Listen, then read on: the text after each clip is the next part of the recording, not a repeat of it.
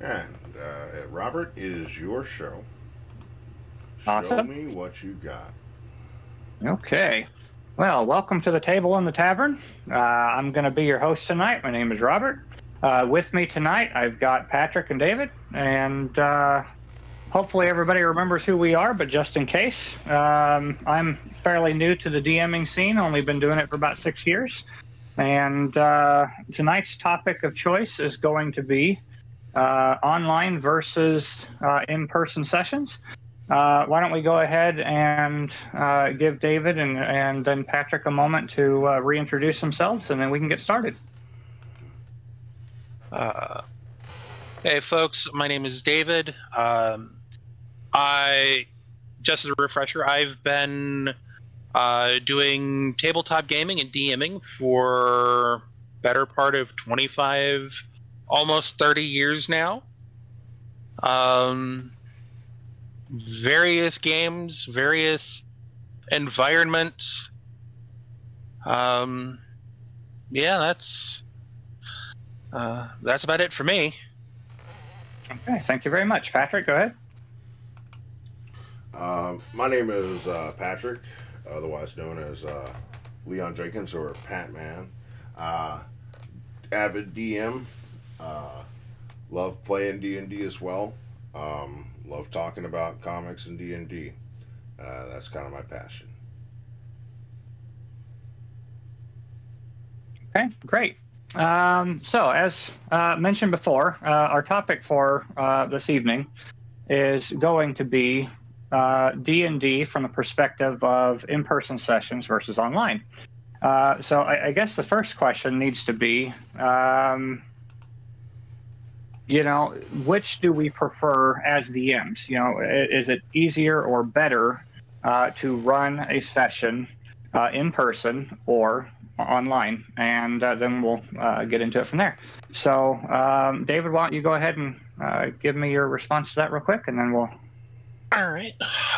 Well, having done both, they both have their pros and cons. In my opinion, it really comes down to what kind of play. It really boils down to what kind of players you have and what environment you're looking for. Um, lately, over the past couple of years, my main method of RP has been virtual, because I really don't have any centralized group, and due to some of my personal issues, it's hard to have a tabletop group. So, virtual has been my recent method, but with like I said, it really depends on what you're looking for and what kind of players, because it does take a lot of discipline to do online, because there can be a lot more distractions. But with in person, um, well, there's a lot of distractions, but you get more face to face, and you have a better chance of interaction with other players. So it's kind of a toss up. But I do like online because um, you don't have to set up, a single environment for everybody to show up and and basically entertain in your house. Okay, well, thank you very much for that. Patrick, the same question. What are the, benefits of playing in person versus trying to do so online? Okay. Thank you. The benefits of playing in person versus online. The benefits are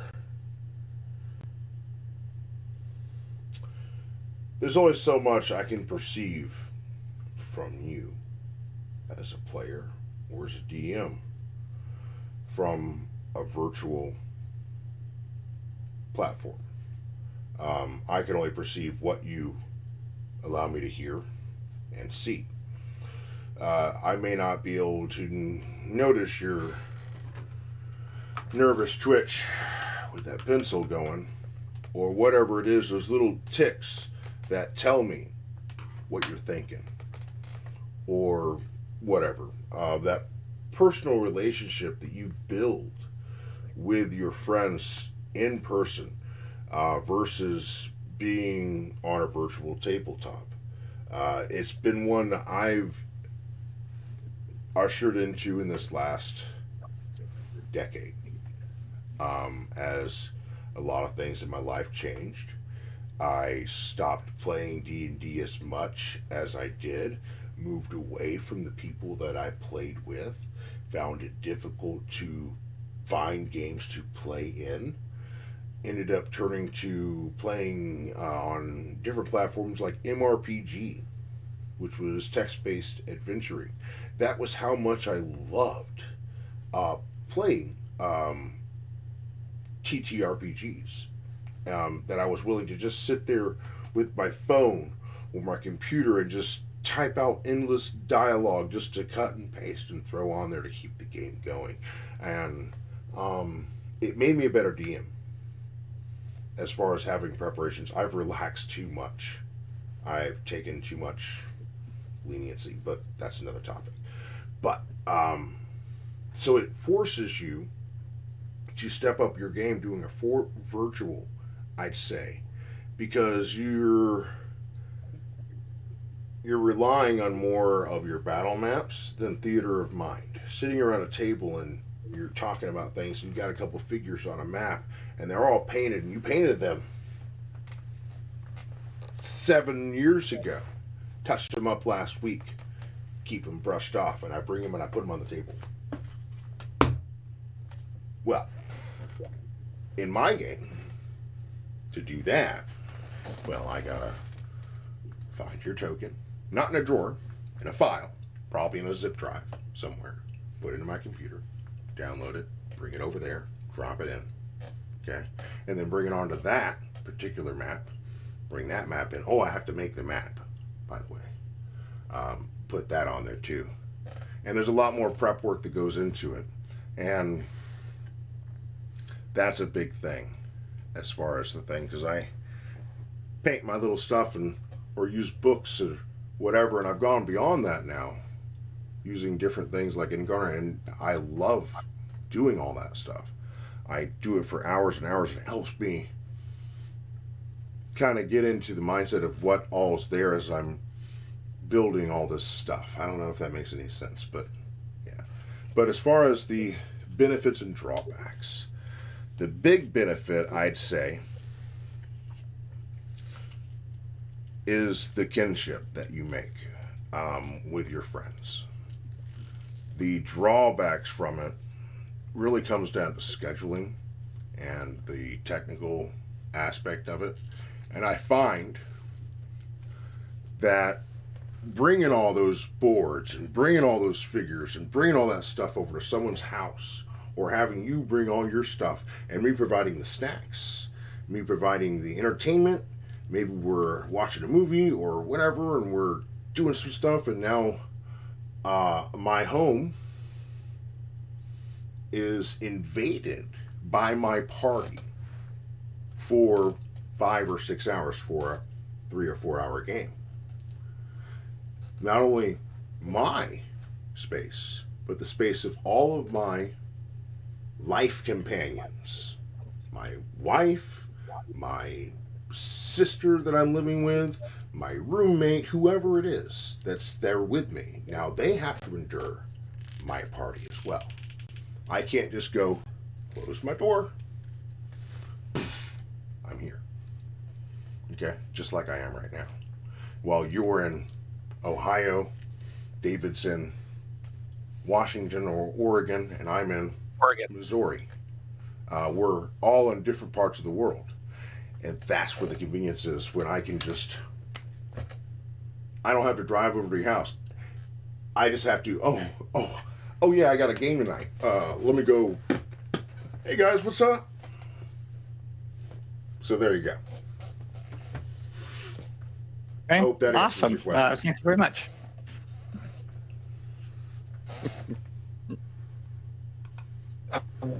The conflicts of scheduling conflicts for real life gaming. Gotta hate it. Okay, well, I guess I will go ahead and answer my own questions. For me, I absolutely loved having all of the miniatures and expanding my collection and having all those resource books and all the dice sets, and you get to actually go over and you show all of your friends you're hanging out with, look at the new figures I just got, or what I've been working on with this stuff, or check out my new dice box, or just whatever it is. It was you keep building a collection, but that's actually part of the drawback of playing in person. For me also is the expense of doing so.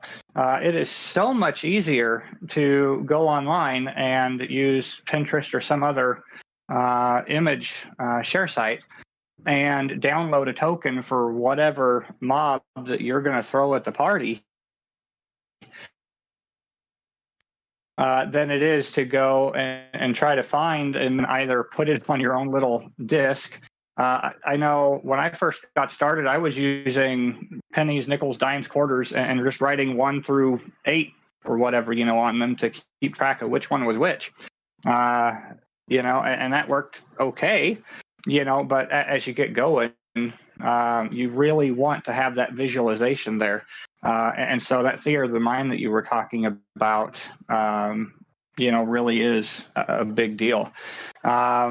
So, I miss when I'm playing in a group directly. I miss being able to actually roll the dice, the physical roll, and that hopes that you're going to pull it off. But I will tell you that playing online, it keeps you a lot more honest. Everyone can see your roll. Yeah, so that's basically where I'm at with it. I absolutely love the. Sorry, what's that? Can they?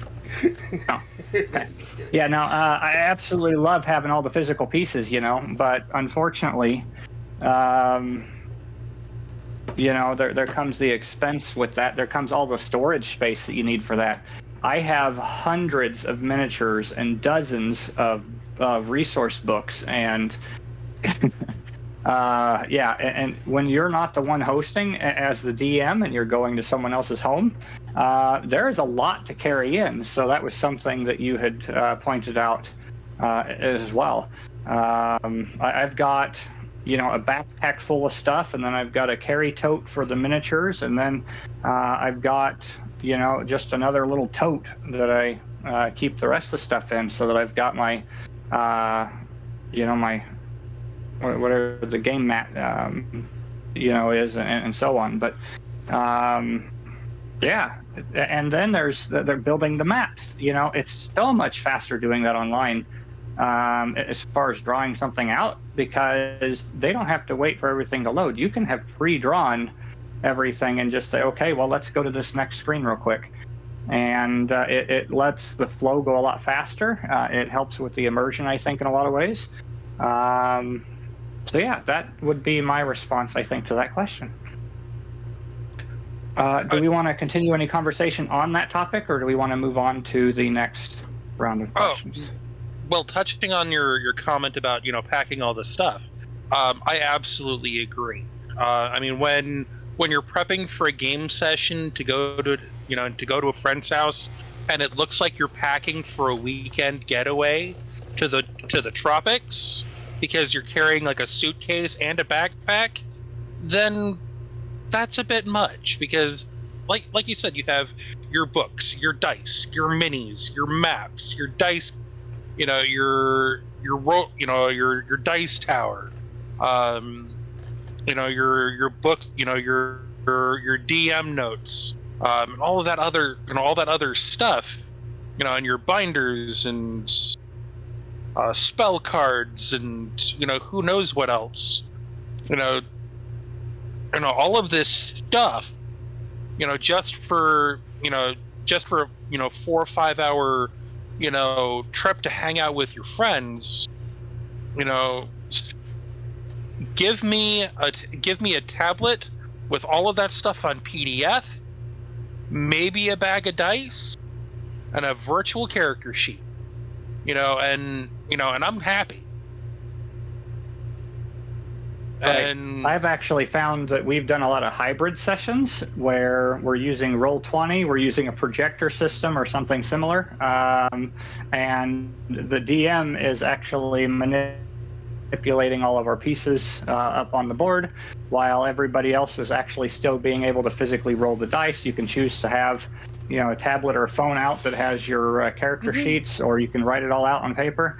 And so I think blending the two is really going to be the way to go. In the end of things. yeah. You bring up an interesting perspective there, David. You talked about all the notes and the character sheets and the physical aspects of doing it in person. Yeah, it's immense versus being able to just move that over to a thumb drive and put it in a shelf somewhere and pull it out and whatever. The space, for instance, it's completely different. Okay, I can bring everything over in my pocket versus in the trunk of my car. Oh, and it saves you, and with the insane price of everything, gas. You're saving gas. Yeah, since COVID, I really think that the online play has taken off. Even for people that are capable of meeting in person, just because it was healthier for a while, to social distance. And that's, like I said, we one of the things that we found that we were doing is when we couldn't meet in person, we would just play online. And on the sessions that we were able to meet up together, in person, then we could go and do that. So I really enjoyed, that aspect that has come from everybody having access to online play. It definitely frees up a lot more time. You don't have the travel time involved with getting back and forth someone's place, and so more of your time can be dedicated to playing the game itself rather than how much of it do you have to use to get back and forth, and whether or not you have to provide those snacks or meals for people depending on what window of time we're playing. That's a great couple of great points right there that you make. Something that David had touched on as well. Resources, fuel. You said food. Just like I was saying, you're entertaining people. Instead of you providing your bowl of popcorn, you're providing Doritos and dip and whatever for, probably 8 people. That includes you, of course. Versus showing up with your bag of chips and your bowl of popcorn and your soda of your choice, and that's all you need. And the whole travel time you said versus the travel time from what I was doing a minute ago to going to my study or studio or whatever it is to play D&D there. Those are great aspects of why virtual is that convenience factor, for sure. Okay. But at the same time, you do lose some of that human interaction. And that's like you were saying. Yeah, because like you were saying before, you kind of lose that, being able to see that twitch of the hand when you get nervous, or when you're getting really invested, and you're watching a player's leg bounce, or them chewing on a pencil tip because oh my god, I don't want to fuck this roll up. It's that kind of thing. And and you do kind of lose that. But I will say one thing that virtual is it can definitely reduce table distractions. Because I've had tables, I've been at tables where years ago I was playing just as an example. Years ago when I was living in Florida, I was playing Adventurers League, and the character I was playing ended up getting, was interrogating a prisoner, and two of the people who were at the table were kind of whispering and co-conspiring at the end, not paying a damn bit of attention to what was going on. And I end up, my character ends up getting killed, and their first thought is, what kind of loot they got. Okay, well, that is a perfect introduction, actually, to my second question, and that was going to be either your favorite or least favorite session that you've had to deal with, either in person or online. Because let me tell you, it is hard for me to pick just one favorite, but at the same time, I can easily find a couple of those least favorite sessions because of either being in person or online. So why don't we start with Patrick on this one? I'm going to have to ask you to ask that question one more time so I can fully understand it. I didn't jot it down. Yep, absolutely. I was saying, or asking, what is your favorite or least favorite encounter or incident that has happened with your group, being either in person or online? And what made it that because of being in person or online? So, you're asking me, so basically my favorite or least favorite in both online and personal, is that correct? Right. Okay. And or, yes. And or, okay. So, being there personally, I remember I was running a game. Most of it was my roommates and my neighbor. And then this guy wants to play. I am always about, hey, if you want to play D&D, I want to at least give you the opportunity, especially if you've never played before. Okay? Now, there comes a point in time where I'll be like, I'll create a new game and see if a couple other players want to play. But for the most part, I'm always going to try to acclimate someone to a current party that I'm running, given that it's not like over like 8 is my cap. I will not add another player after 8. That's from personal experience. That's a lot of action economy. Lot of action economy. Anyway, back to the story. Okay, guy ends up being there because it meant he was in the same room with a girl that he liked that was my roommate's girlfriend. And it was a very uncomfortable situation. It took precedence over everything that was there just because of a Jerry Springer moment, okay, that was brought to that game session. Worst experience playing D&D.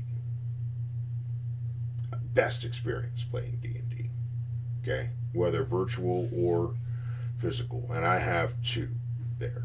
But that was absolutely my worst experience playing D&D.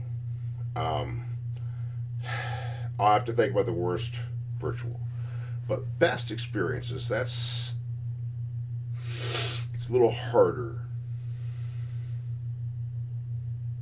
It's a little harder. David, why don't you go ahead and take it from here and I'll come back. Right. So, one of the worst tabletop session that I've had. I would say it was a Pathfinder game. I wasn't running. I was a player. And one of the other players was a power gamer. They were they were the person who would do absolutely everything they could to stack their character to be absolutely optimized, to be amazing at everything. Somehow I feel like you're describing me. No, this wasn't you. Because I don't think you've ever played Pathfinder. No, I always wanted to. So anyway, he, we're in the middle of the session, and the player actually loses his temp. We're having a conversation in character, and he loses his temper based on our conversation. And he gets up, packs all of his stuff. He packs all his shit, storms out. Never saw the guy again.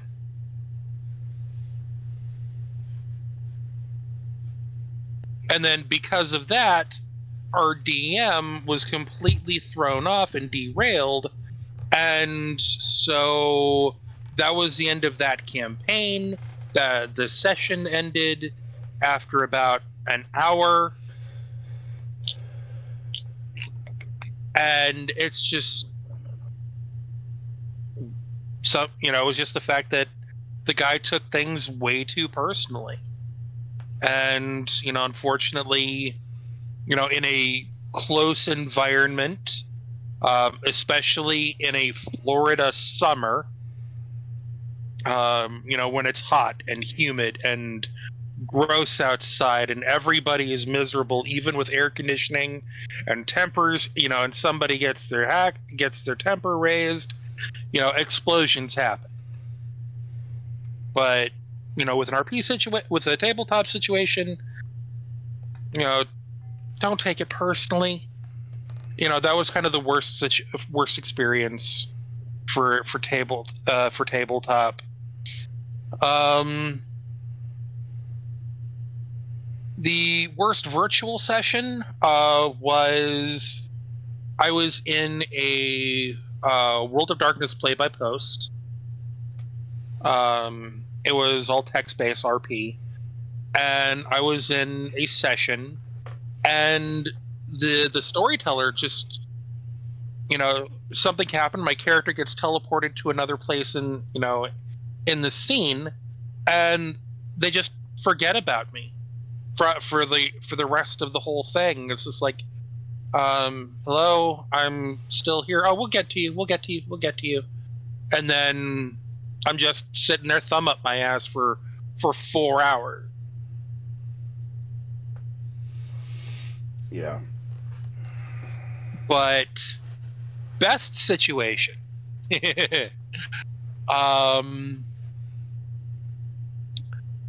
Let's see. Some of my, most of my experience, is as, I do have DM experience, yeah, but I do also play a lot. And I will say it was a game that a friend of ours was running, and I was playing a Stater, and I threw a halfling and enlarged him while he was in the air. That was one of my favorite situations in a virtual tabletop game, because just everyone was like, "Oh my god, you did that!" Either that or allowing a paladin to surf a demon. Those were both some of my favorite virtual tabletop situations. So I've Okay. given a little Well, bit of thanks thought. for sharing that, Patrick. Did you have your answer figured out now, or? Yeah, I think so. I'll finish up with the worst. The worst. So that was my worst in-person interaction. My worst online interaction actually is something that I may have inadvertently caused simply because I don't know. I'm always concerned with keeping the game moving. Okay? So, when I ask someone, hey, would you go ahead and it's your turn, what would you like to do? I want to attack this dude. Okay, go ahead and make your attack. This was on MRPG, mind you. And so he copy and pasted his entire attack. And did it all. And included his tail attack and whatever with his raptor and himself and everything. And I was like, I'm sorry, but this hits, but I'm sorry, this misses, and that misses. I'm sorry. Well, that missed, so that means that I can do this. I'm sorry, but you already did do that because you basically listed it all out that right there by me allowing you to go ahead and do an additional thing because of your miss. Whatever. And so I was like, let's just go ahead and move on to the next player, and then we'll come back to that. He decided that I was not playing fair because I didn't allow him to do that additional thing, even though he attacked like 7 times in like one action. And I was cool. It's just that although he missed a couple of those, he did not think I was playing fair by allowing him to do an 8th action in that turn. And so he decided not to play. I was playing with a limited number of players already. It was 3. That meant I only had 2 players. By the time I got extra players around, they had lost interest. And then I heard back every once in a while by one virtual player. But I always felt bad that we weren't able to finish that game because of just that whatever. So I love the idea that everyone, getting your plan for what you're going to do in mind beforehand. But when you declare your whole thing and don't allow room for whatever, and certain things don't go your way, you did declare that that's what you did. Okay, so to undeclare that, it's just, you can't, it's just, just ask you to make an attack. Don't make 12. Just don't get mad when I say it doesn't work out. I'm sorry. I don't know. That's just my standpoint on it. But I may very well be his, and I'm focused on the wrong guy right now. I may very well be his nemesis as well. Because after all, we never had the opportunity to work out that grievance. Whereas in a person, it's harder to just hang up the phone. When you're sitting around the table and be like, you have your argument, your discussion, and it goes awry. Well, you still have an opportunity before the guy gets his stuff all packed up in his bag and actually leaves to be like, hey, I'm sorry. Is there a way that we can work this out? I'd like to continue playing, and I don't want you to not play, and I want us to all have that opportunity together. But at the moment it was no, it was, I'm not playing this anymore. What? Okay.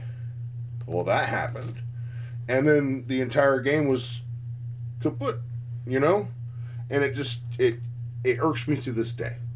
That thing that never got done. So, but as far as favorite. I'm sorry, David. You had something to comment there. Go ahead.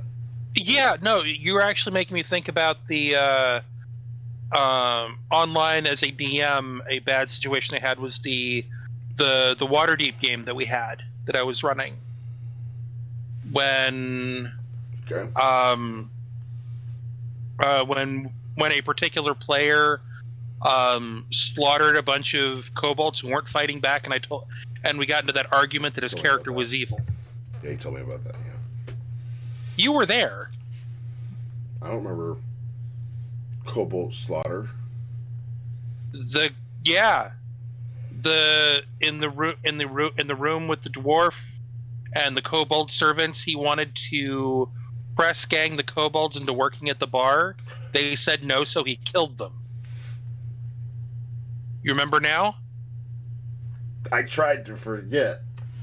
Yes, I do remember that. Yes, that was a bad situation. Yes, it was. Um, And then he was arguing with me that he's not evil because they're monsters, and that doesn't work that way anymore. oh man, and that's just something that touches just onto the topic I brought up about having the opportunity to work through those differences, because the person that you speak of was a co-host last week. Yeah, I didn't want to give any names, but it is the elephant in the room now, and so Yeah, there is that opportunity to work through that, and I'm all about that. yeah, I mean, we're cool. I mean, we're still cool, but that was just a bad. Of course, and I'm a big thing about. Here's a great thing about whether it's virtual or physical. I hate to call it real life because it's all real life, but physical versus virtual.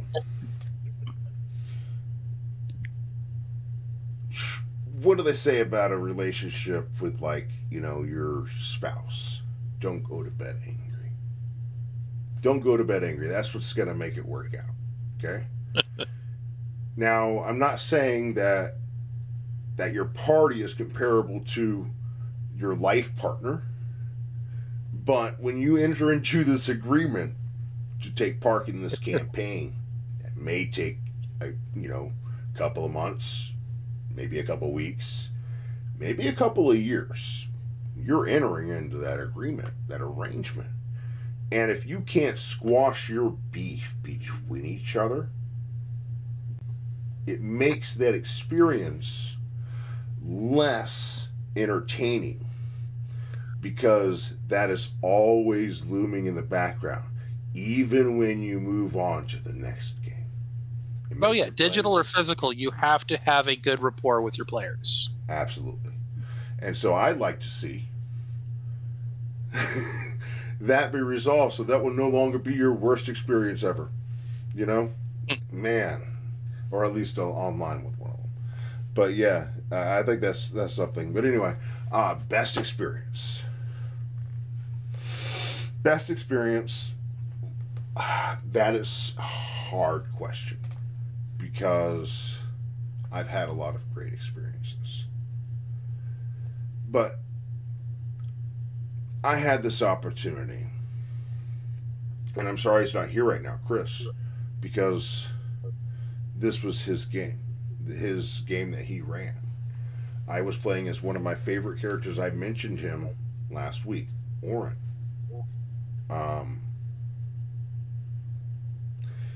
We had finished up with our campaign, which was the campaign I created the character for, and it was like, well, what do you want to do now?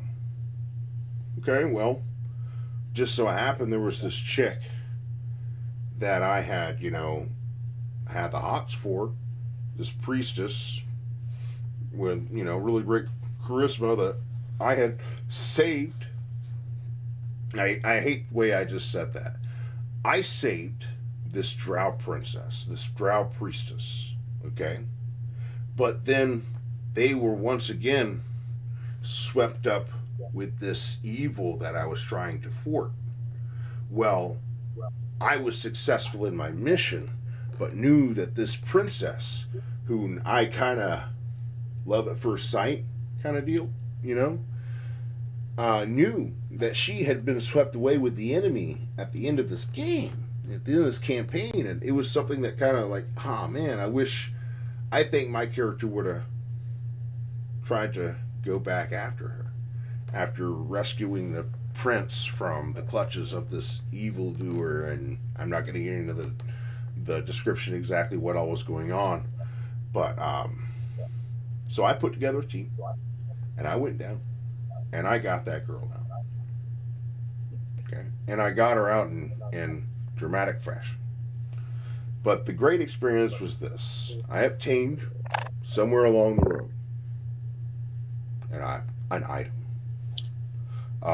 It was an item of spell storing, a ring of spell storing. You guys are familiar. I'm sure that if you're watching this video, you're not aware of what this ring does. It stores up a spell from the spellcaster that put it into for allowed you to use when you deem fit. Sometimes this spell is something that you may never be capable of casting, in which case that's what the story is talking about. I was a trickster. I was a rogue. I dabbled in wizardry, but I was nowhere near the capability of casting 9th level spells or 7th level spells. But that's what freaking happened, bro. I went down there and things went awry. Some big old purple worm come up out of the ground. You know what I did? I cast a spell my character never would have been able to cast with this item that I'd held on this entire time, thinking I need the right moment to use this spell. It was maze. I stuck this purple worm in a maze with very little intelligence. So we were other side of the prairie by the time it came back, you know, and then got into this abode and ended up using another charge from this ring through various things, this, that, and the other. I think maybe animate dead happened. I was seriously clearing out a ring of spell storing that I had in my pocket for years. For years. Okay? And just kind of laid them all out there. And in the process, knew what it was to look and feel and be a black dragon. That was the final thing. And this I turned into a black dragon. It was my final jest to thwart the enemy that chased after us. They were not coming after a black dragon. I couldn't breathe acid. Hell, I don't even think I could fly. But I could look like a black dragon, bro, because I had polymorph son, another spell I could not cast. But for that moment, I could do that.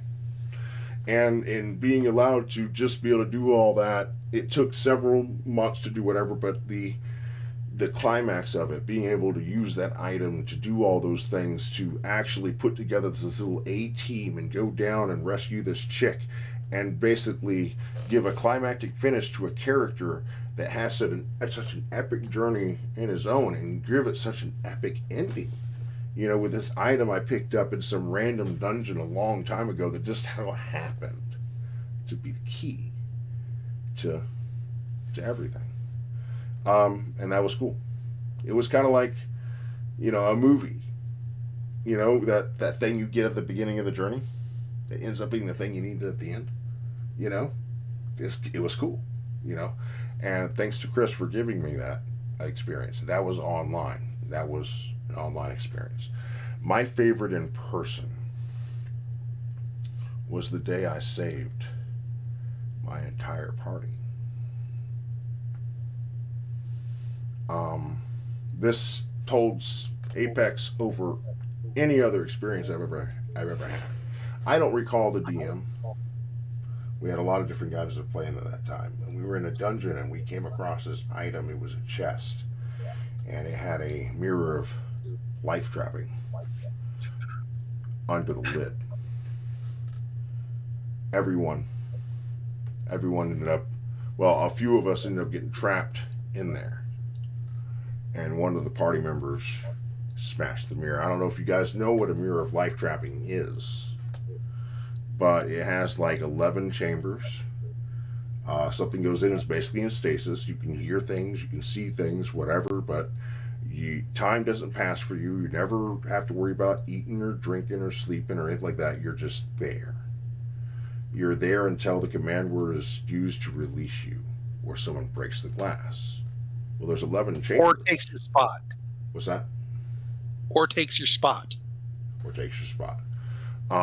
So someone breaks the mirror, releases everything. Releases the party members, but also releases a pit fiend. And we are nowhere near pit fiend level.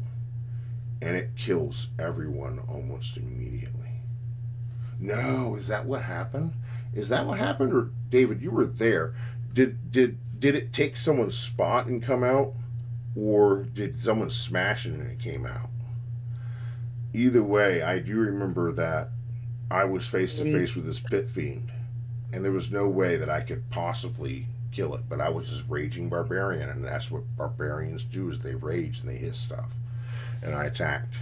I rolled a nat 20. Well, it was. Yeah, no, it took Jar's. Jar took his spot. Okay. I ended up getting into the mirror. And the pit fiend came out. Because you lost your paladin. Yeah, and I ended up being like one of the only members that were left. All right, so. I always seem to get stuck in those mirrors, man. It was a great trick that was taught by a particular rest in peace. Vince. Yeah, he got hit by a bus.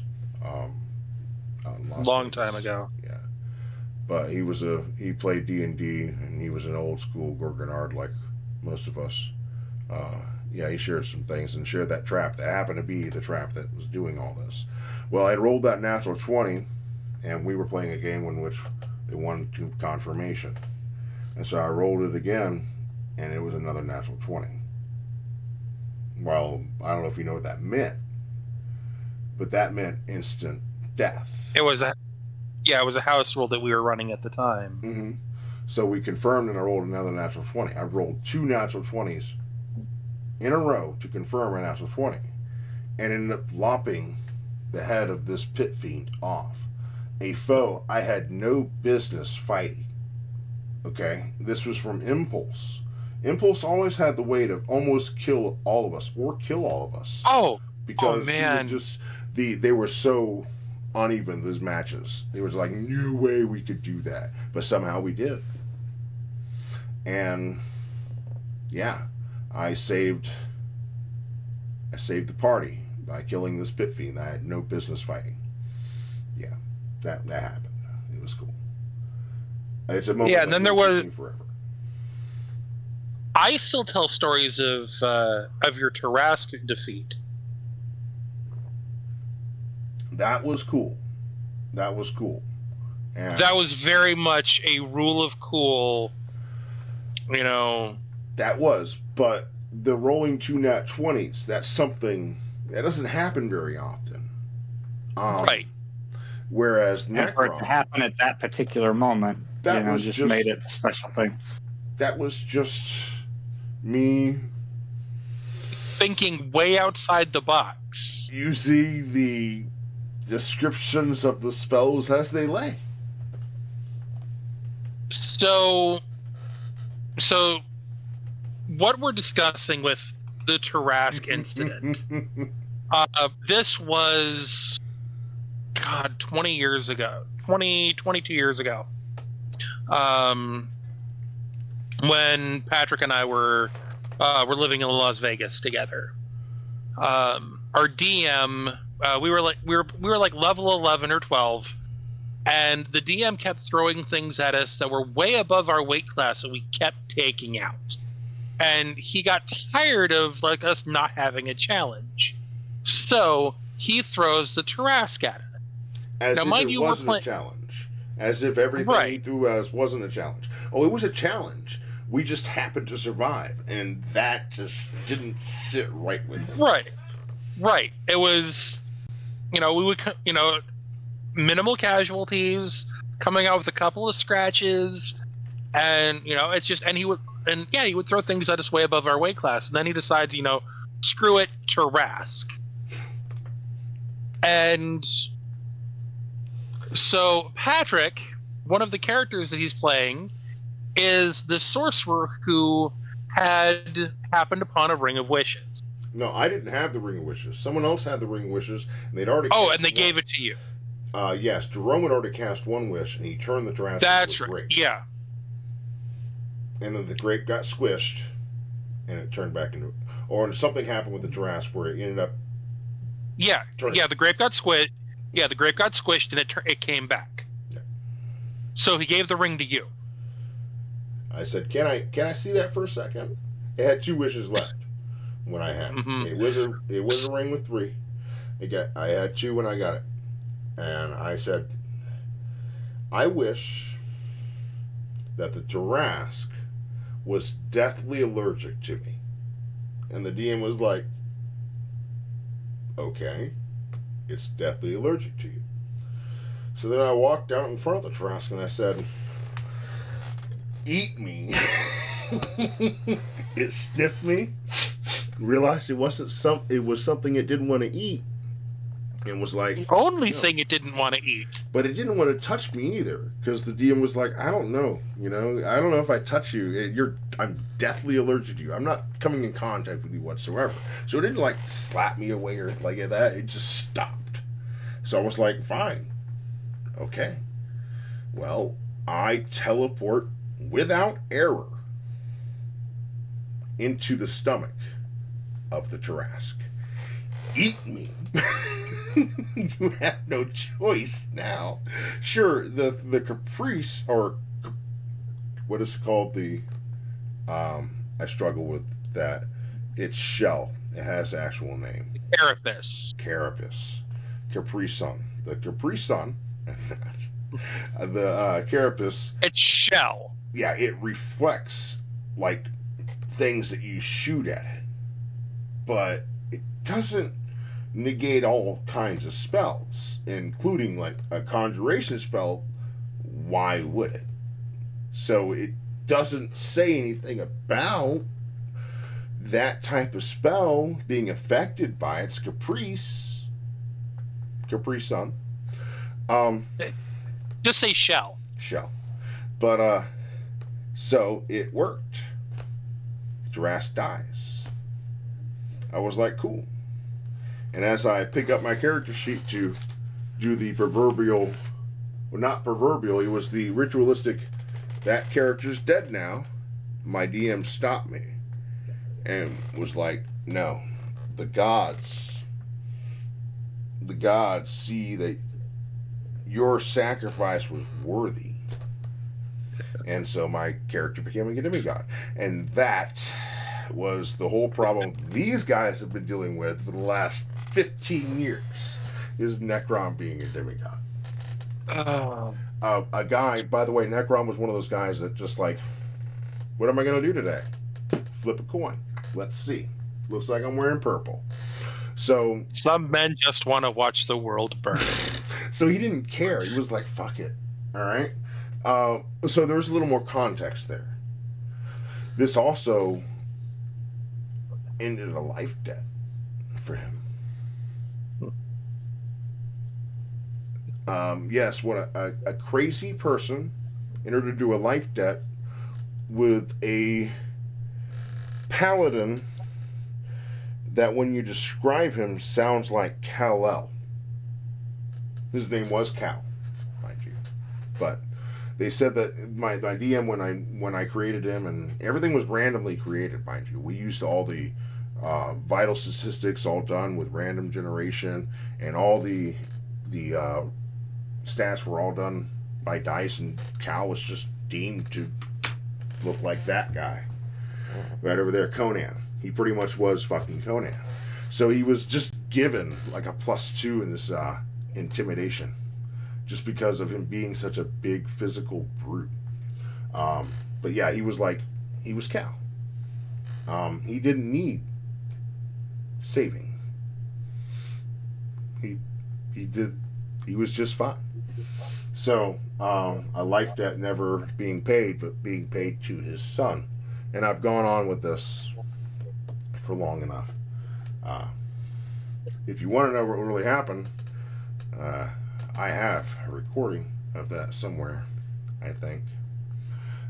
Maybe. I don't know. No, I have a recording of some of that at the end of that campaign where you guys tied it up and killed. No, I don't think I recorded that. I lied. Okay, well, thank you very much. Yeah, so I guess I will go ahead and finish off this question and then round it up and explain why I had that as my second question. So for me, my favorite moment in person would have been the first time I was DMing, and I was only doing so because my cousin's fiance really enjoyed D&D, and he'd never played. And I told him, it's like, well, do you have enough friends that you could put together that would be interested in playing? And so we put a little bit of effort into it, and his brother and then his best friend both joined the campaign, and so that made the three of them. Plus his fiance, and it's like, you know what? We have room for a little bit more. So I went ahead and invited my DM from another campaign and one of his other friends into the campaign. So we had, a full party there. And here's the thing: half the group had never played before, and the other half of the group were seasoned players. And we were playing, and my cousin stood up in the middle of the session and shouts out, "I was born to be a nerd."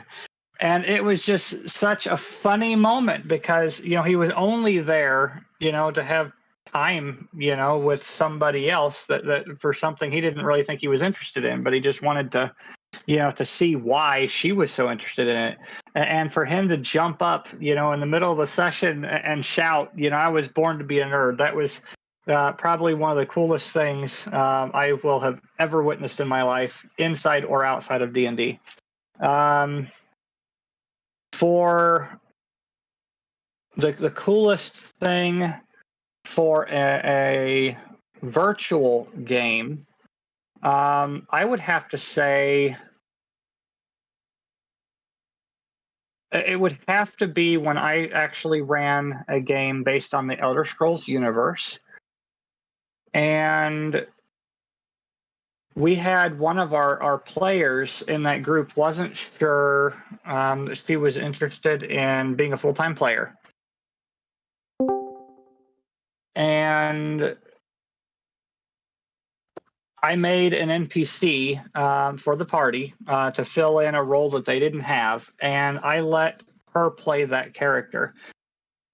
And then the party betrayed that character, and I had to make another character for her to play because they switched sides. But she was then allowed to play both the new character and the old one in a vengeance sequence. And that scenario never would have happened, had we been playing in person. It was only because with playing online, we were able to make room for her whenever she was able to play, and the rest of the time not. And so it was just, I don't know, one of those audacity moments, that just doesn't make any sense at all. Worst sessions in person. I was actually playing with a friend of mine from church, and he made an exclamation that went against our beliefs. And I like, wait, what did you just say? And he realized what came out of his mouth, even though he was only playing from a character's point of view. He said something that he didn't believe in to such a degree, he started crying. I don't think we ever played again. We gave him a few minutes to try and pull himself together. We were meeting at a local library, and after a bit, he's like, "You know what? I'm not going to be able to keep going." And I walked him down and I let him know, it's like, look, I understand that it just came out. I'm not all that mad at you. I just wanted to draw attention to the fact that you actually just said that. And yeah, I'm pretty sure that ruined the entire campaign. As far as worst for online, Yeah, yeah, go ahead. Robert, may I ask? what was it he said? It was just the Lord's name in vain. It was. Oh, He opened something really nasty came out, and he exclaimed, it's something happening.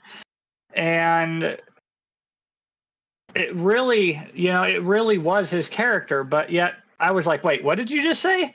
Because I never expected to hear that come from that player. It wasn't even, right. so it was one of those situations where he was so in his character's head, that he didn't even realize he'd said it until I drew attention to it.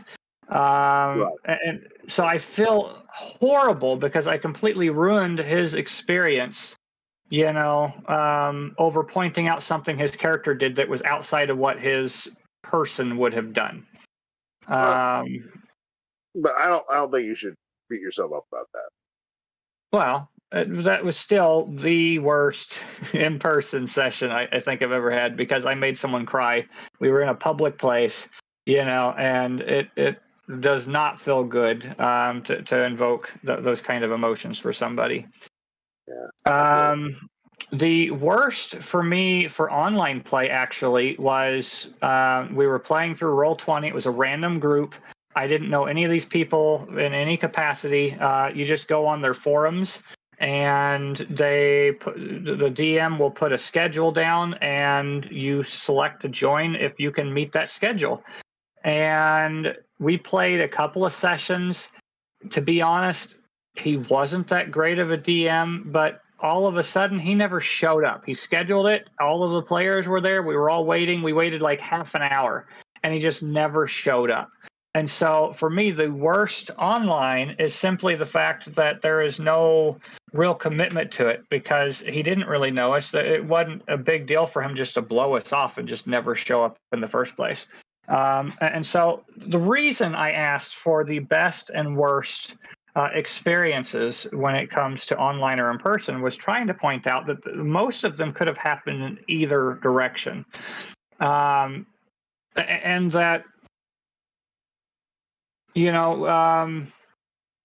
there are a lot of pros to either method. If you have a group of friends that you're capable of playing with, in person or online, it gives a lot of tools at your disposal to make use of that online. And so that was kind of where I was trying to point out with this.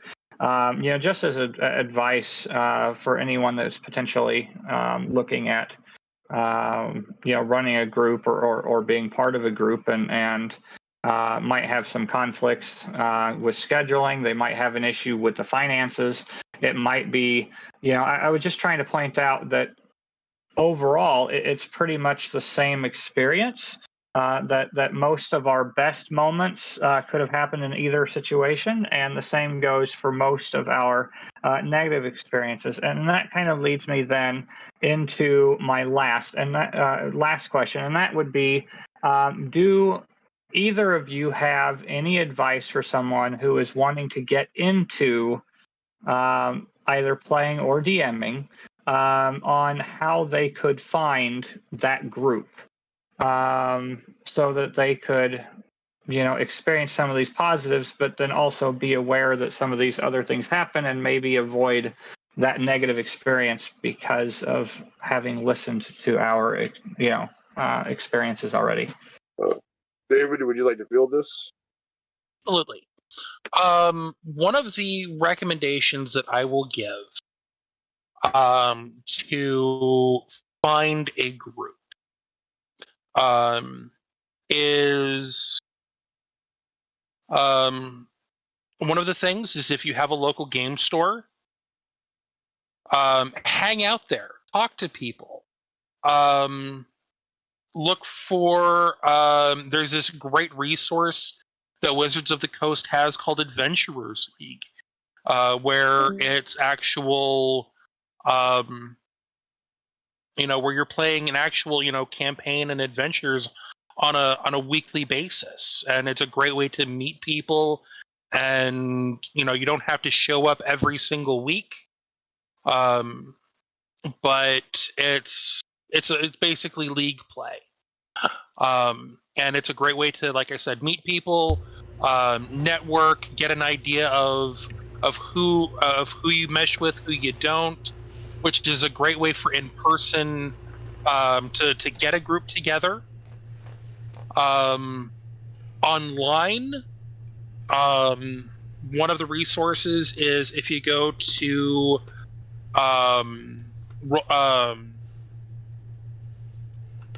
Roll20. They have game listings where you can sign up for games. What is the name of that other system? That other virtual tabletop? There is dang. I'm trying to think of the name of it. I was just thinking about the other day.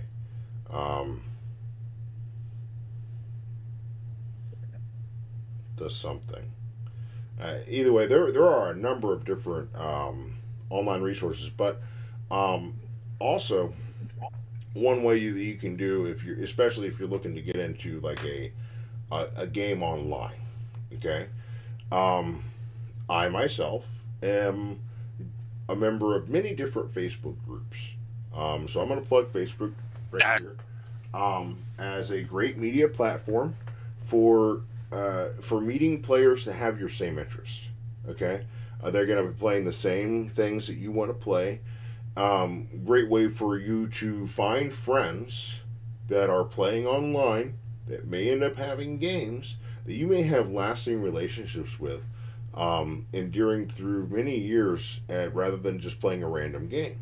Okay, a lot of these groups, they have different message groups talking about games that they want to play, games that they are interested in playing for players that, if in case you're a DM looking for players, you can find these in many different DM groups, whether you be playing a second edition game or a fifth edition game, or even making a something outside of that, like a White Wolf or something that you might not find an online resource for.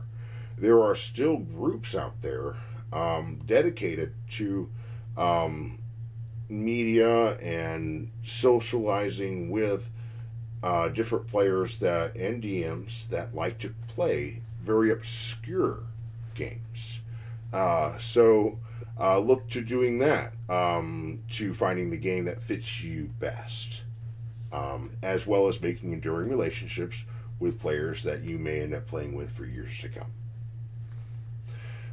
Something I wanted to talk about something you had mentioned about new players as well, but the topic you had mentioned about this DM that you had, where you had said he wasn't a very good DM, and he didn't end up coming and opening up a session and actually running that game, and it was a very damning experience for you, as far as someone deciding to be a DM.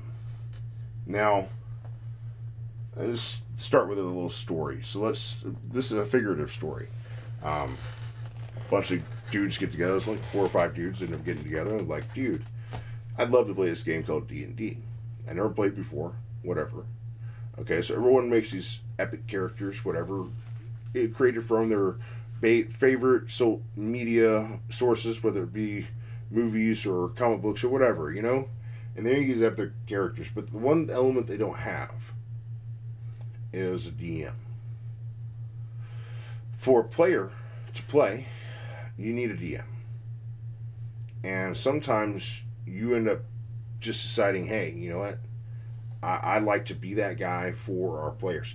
There is no such thing as a bad DM that keeps trying to get better.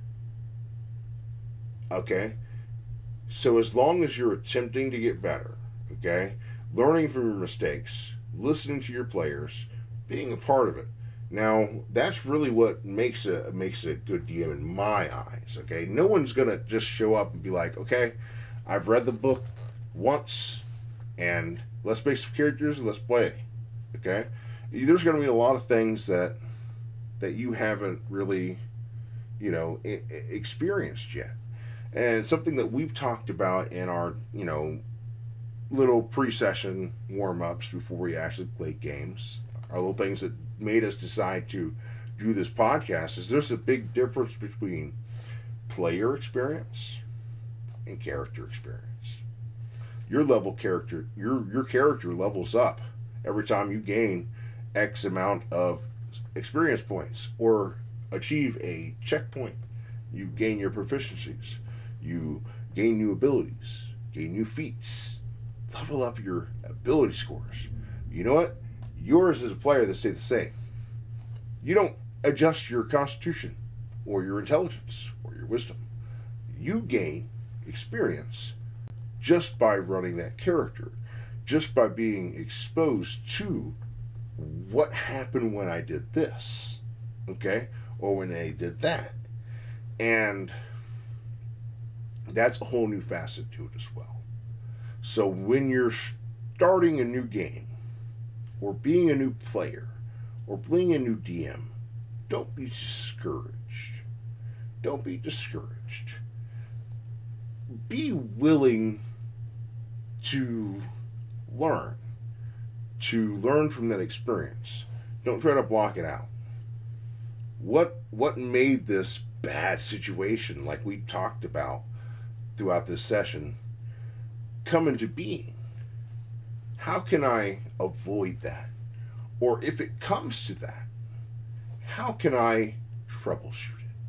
How can I salvage this session, this game, this relationship? And that's really what I'd like to contribute to this discussion. Salvaging that relationship, most importantly. We're all in this together. Period. Okay, well, for me, I would suggest places like the local library wasn't brought up. We've all played in a library for some of our sessions, and that has been mentioned. But you can actually leave flyers at the library, or you can ask them to let people know if they ask about it, that a group is formally going. If you're still in school or something like that, you can easily put flyers up, in the hallways there. I know I formed a chess club when I was in high school, and that's how I got the group started in the first place, was just setting up a couple of flyers. I think you're totally right. As long as you have an interest in it and you're trying to improve. The only problem that my DM really had is that he gave up. That either he didn't feel like he was being very successful, or we weren't interested, or whatever. But the real issue was the fact that he gave up on us, and that was what made that such a negative experience. It wasn't even that we weren't enjoying the story or anything like that, or how difficult he'd made it on us. It was simply the fact, that he quit on us. So for online, another avenue that you didn't mention would be Discord. There are a lot of groups out there that, official and otherwise, that would not be hard to find and to build a group with. Even when we're using Roll20, most people end up using Discord for their voice and video features. So yeah, don't be afraid to make use of Discord forums and things of that nature to try and locate groups that way. I was saying that that's actually what we're using right now is Discord. In fact, we use that to play most of, if not all, of our games.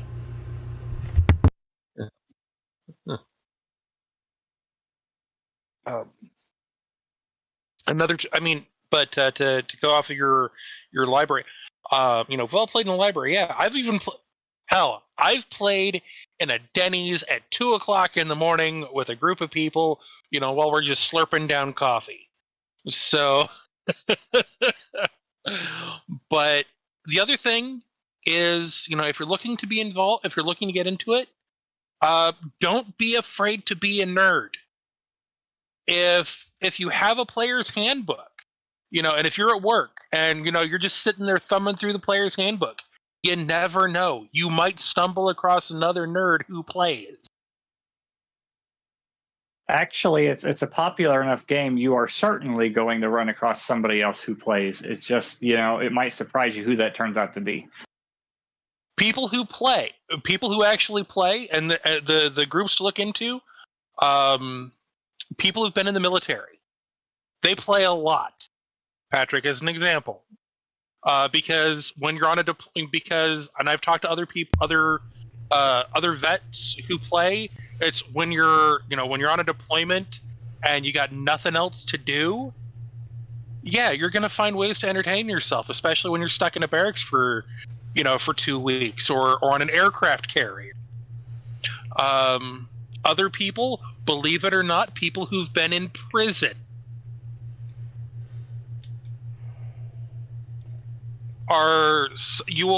you will find some of the biggest nerds coming out of prison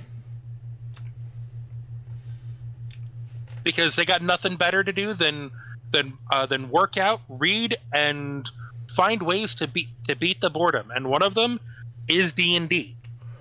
And I think that kind of brings us to next week a little bit, David.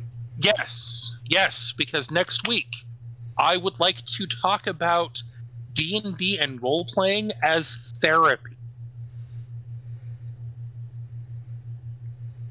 And that's a discussion I definitely want to be a part of. Absolutely. And I think that means a little bit different for every one of us. So for right now, I want to thank you all for joining us at the Table in the Tavern, and would like to see you next time. All right, who's got the check this week? I thought you were getting it. Okay, fine, I'll get it this week. Well, no, I'm getting it next week. Oh, that's right. You are getting next week. Robert, it's your week. Oh, darn it. That means it's mine. Okay, I got it. Thank you. All right. All right.